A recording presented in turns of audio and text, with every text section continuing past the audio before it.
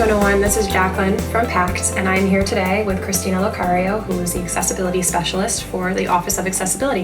How are you today, Christina? I'm doing well. How are you? I'm good. Thank you for being here with us. Anytime. So I was going to ask Christina some questions about any accommodations that the Office of Accessibility might provide for Mercy College students. So I'm going to start off with asking, what is an IEP?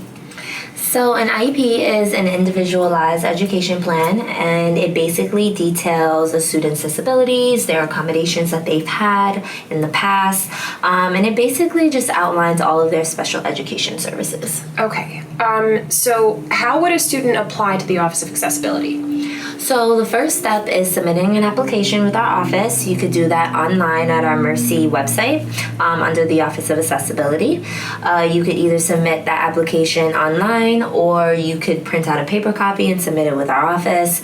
The next step is submitting supporting documentation. This documentation would usually be either an IEP, a 504 plan, a psychoeducational evaluation, some type of documentation from a physician. It could be a number of different things, but the supporting document needs to basically, detail out what the disability is, any accommodations that should be in place. So that's the second step. And the third step is sitting down with one of my colleagues, and we'll basically sit down and talk to you a little bit about your accommodations request, and we could see what we have here in place for you. Okay. So if a student receives services in high school, how are they going to be different at Mercy College? So usually when you're in high school, your teachers and the people who work with you would know that you have a disability based on, either your IEP or some type of documentation that you've submitted in the past. They'll make sure that they communicate that to one another. However, in college, it's just a little bit different. So we don't seek students out. The student has to self-advocate for themselves and let us know that they have a disability. So they would have to, definitely self-disclose that they have a disability in order to receive services here at Mercy. Would they have to self-disclose to their specific professors or instructors as well? If they choose to, yes. Okay. We would give them, proper documentation to give to their, professors. They don't have to, let them know of their disability or any type of diagnosis, but they do need to let them know of their accommodations that are in place in the classroom if they choose to register with our office. So it's not open information per se. This is going to be something that's private to the Office of Accessibility, and it's on a personal basis that they would decide that they wanted to speak to anyone else about it. Yes, it's completely their choice, and everything in our office is confidential. Okay.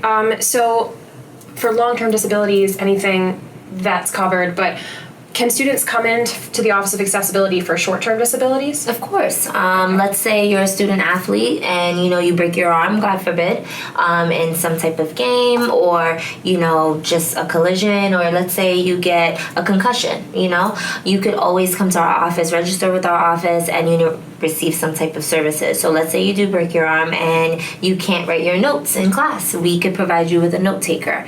Let's say you get a concussion and you need extra time or a separate location on your exams. We'll make sure that you have those services in place for you. Okay, excellent.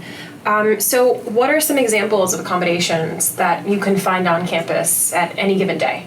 So some frequently used accommodations on campus, I would say, would be, extra time on exams, separate location. We do provide note takers.